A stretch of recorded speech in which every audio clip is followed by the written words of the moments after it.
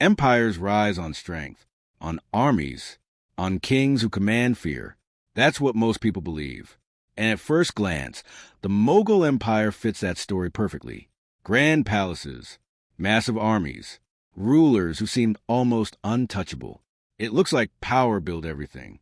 But that picture is incomplete, because behind the marble walls, behind the soldiers and ceremonies, there was something far more important, something quieter, something far more precise. A system, not chaos, not random taxation, not rulers taking whatever they wanted, but a carefully designed structure, one that reached deep into villages, fields, and markets, one that turned land into numbers and numbers into revenue. This system didn't just support the empire, it defined it, because power alone cannot sustain an empire, only income can. And once you begin to see how that income was created, the Mughal Empire starts to look very different, less like a story of conquest and more like a story of control. So, how did this system actually work? The Mughal Empire is often remembered for its beauty, the white marble of the Taj Mahal, the rich courts of emperors like Akbar and Shah Jahan, a culture that seemed to shine at every level. It feels like a golden age, a world built on art, power, and vision. But empires are not sustained by beauty. They are sustained by cash flow. Behind every monument, there was a cost. Behind every army, a constant need for payment.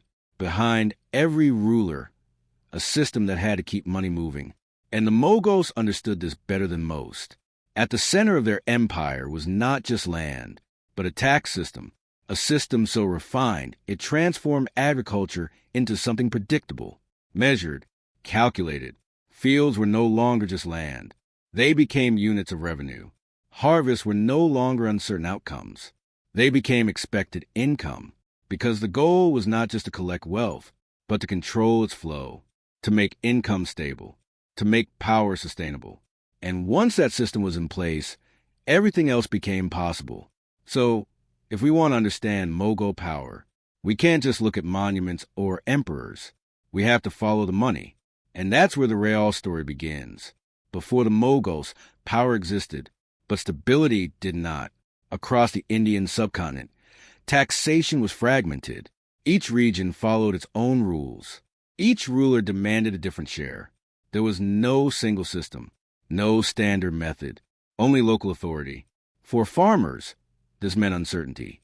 One year, the tax might be manageable. The next, it could double without warning. Collection was often harsh. Local officials took more than required. Corruption was not the exception, it was the pattern. And in a system like that, trust disappears.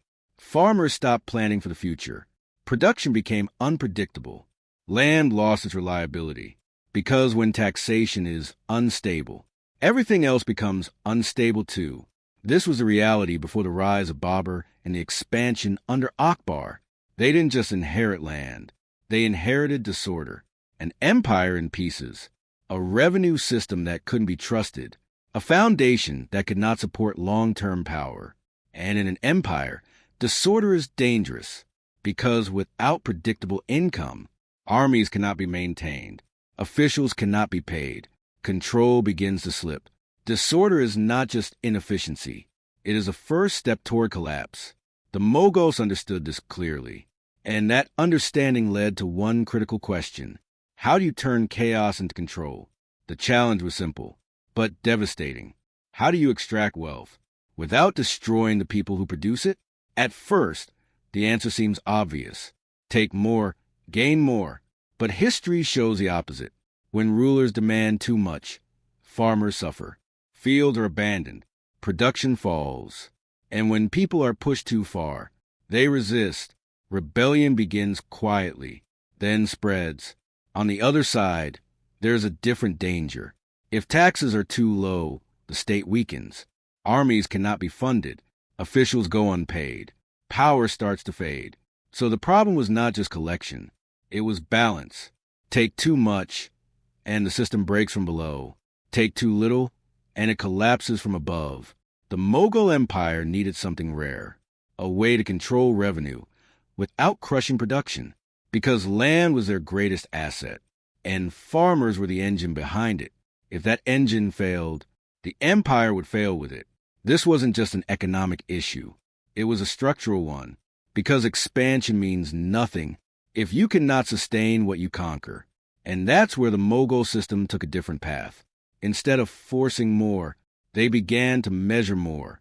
And that shift changed everything. The solution did not come from force. It came from understanding. Instead of taking more, the Mughals began to measure more. This was the breakthrough. Land was no longer just land. It became something else entirely. Measured, recorded, standardized. Fields were surveyed in detail.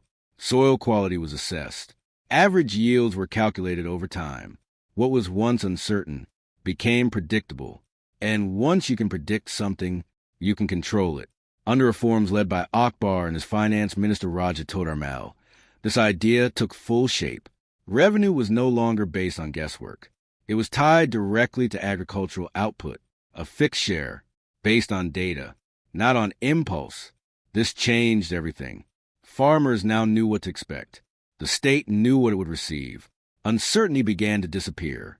And with that, stability emerged. Because this system did something powerful. It turned nature into numbers. Rainfall, harvest, land quality, all translated into revenue estimates. For the first time, the empire could look at its land and see future income. Not hope for it, not guess it, plan it. Wealth was no longer reactive. It became predictable. And once an empire can predict its income, it can begin to expand with confidence. But how did this system actually work on the ground? Under Akbar, the system reached its most refined form. This was not a small reform. It was a complete redesign of how the empire understood land. Fields were carefully measured, not estimated, measured. Officials used standardized units to map agricultural land across the empire. Every plot had a value. Every value had a record. Crops were then categorized. Wheat, rice, barley, each with its own yield pattern, each with its own expected output. But the real innovation came next. Instead of taxing farmers based on a single harvest, the system calculated average yields over several years. Good years, bad years, all combined into one stable number. This method, known as the Zabt system, removed uncertainty. Taxes were no longer based on emotion or pressure. They were based on data. And once again, Raja Todarmal played a central role in making this work. He helped build a structure where local variations were recorded, but the overall system remained consistent. This was not just taxation. It was administration at scale. Thousands of villages, millions of farmers, all connected through a single financial logic. And suddenly, something remarkable happened. Revenue stopped being unpredictable.